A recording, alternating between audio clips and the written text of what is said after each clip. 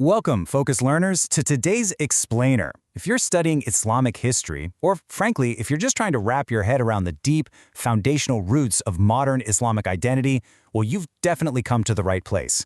Today, we're framing our analysis as a high-yield, high-energy exam review guide. We're going to dive right into the historical trials of Prophet Ibrahim, also known as Abraham in other traditions. And we're going to examine exactly how his ancient, monumental decisions literally continue to shape the daily practices of over 2 billion Muslims today. Okay, let's dive into this. Here is our syllabus for today's review module. First up, the ultimate exam question. Then, Babylon, pressure versus choice. Next is Zamzam and absolute trust, followed by the ultimate sacrifice test. Finally, we'll cover the living legacy and end with a personal checklist. All right, let's open our guides to Section 1, the ultimate exam question. So here's the ultimate test question to kick things off. Why is the widely beloved Prophet Muhammad mentioned by name only 4 times in the Quran, while Ibrahim is mentioned a staggering 69 times? 69 to 4. Why such a massive difference? Well, our source material suggests that to truly understand the faith spread by Prophet Muhammad, which is often referred to as Deen Ibrahimi, we absolutely have to look at the man who is considered the father of the faith.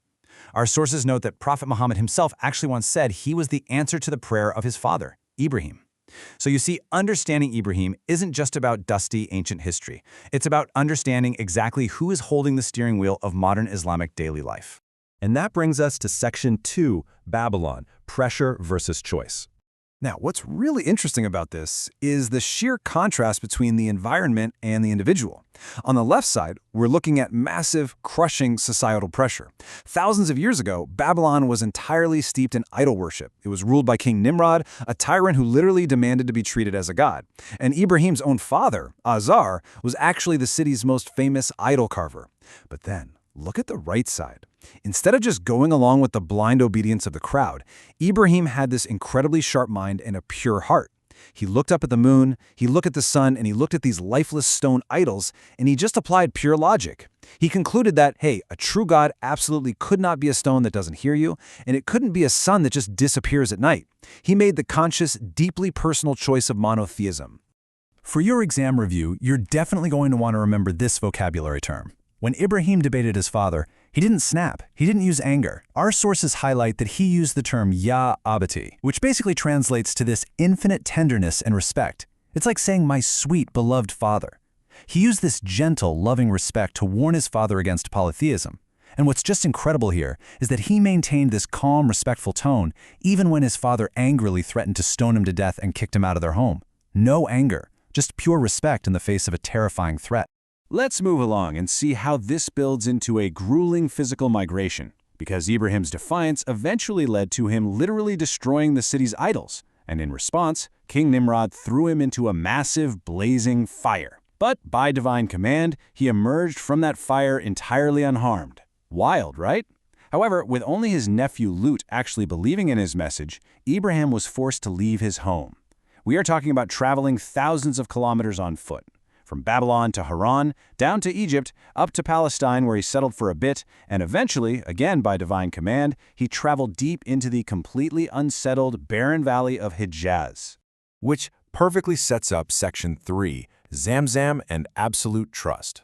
So, Ibrahim was instructed to leave his wife Hajj and their infant son Ismail right there in this desolate, barren desert, with nothing but a few dates and a tiny bit of water. Imagine that for a second. When Ibrahim turned to leave in total silence, Hajj realized this wasn't just him leaving. This had to be a divine order. She didn't panic. She didn't rebel. Her response was just this profound, mind-blowing display of faith. She asked, "Has Allah commanded you to do this? Then go without worry. He will never abandon us." That is absolute, unwavering trust in divine wisdom.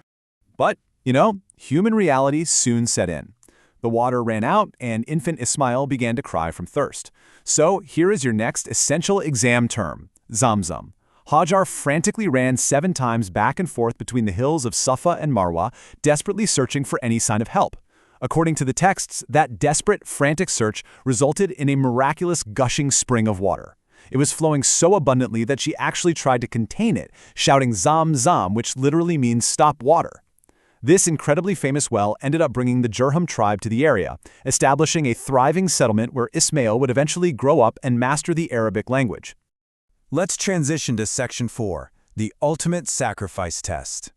Now, you absolutely must remember this title for the exam. Ibrahim is known as Khalil, which translates to the intimate friend of Allah. But as we'll see, this intimate friendship required the ultimate, most difficult demonstration of faith imaginable. Years later, Ibrahim received a vision in a dream, and it was a command to sacrifice his beloved son Ismail. When he told Ismail about this, the son willingly submitted to the divine command. It was the ultimate test. Was Ibrahim truly willing to give up his most cherished worldly attachment?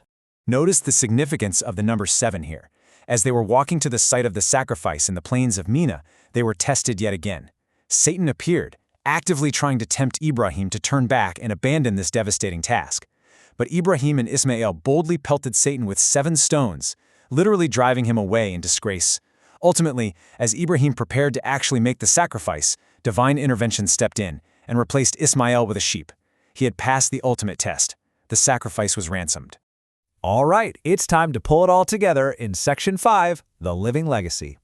And this brilliantly illustrates exactly why we are studying all of this today. This cheat sheet directly maps those ancient trials to the actions of millions of Muslims today. When pilgrims pace between Safa and Marwa, they are directly echoing Hajj's frantic search for water. The stoning ritual during Hajj, that directly mirrors Ibrahim and Ismail pelting Satan with those 7 stones. The global Eid al-Adha animal sacrifice commemorates Ibrahim's ultimate test. And when Muslims perform tawaf around the Kaaba and pray at Maqam Ibrahim, they are honoring the sanctuary that Ibrahim and Ismail built together. The modern Islamic identity is, quite literally, a living legacy of these historical events. As we enter the final phase of our review, let's look at Section 6, Personal Checklist. So, the crucial point we need to take away is captured beautifully right here in this quote from our source material. True sacrifice, the text argues, isn't just about the physical act of sacrificing an animal during Eid.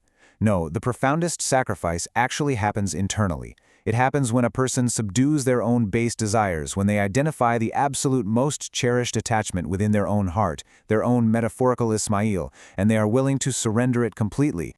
Let's turn this into a practical checklist. Think of this as your final exam for today's explainer.